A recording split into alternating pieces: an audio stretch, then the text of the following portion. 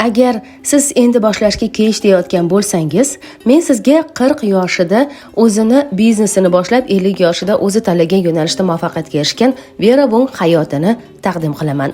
Figurali uchish bilan shug'ullangan, keyinchalik Voyage jurnalining bir necha yil davomida bosh muharriri bo'lgan. Keyinchalik esa Ralph Lauren kompaniyasida dizayn bo'yicha direktor lavozimida ishlagan Vera Wong 40 yoshida turmushga chiqmoqchi bo'ladi va o'ziga mos bo'lgan kelin ko'ylagini topolmaydi. Shunda u o'zining ko'ylak dizaynini yaratib, buyurtma beradi.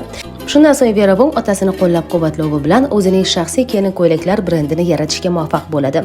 50 yoshiga kelib Vera Wongning biznesi kengayadi. U o'zining parfyum yo'nalishiga ham asos soladi.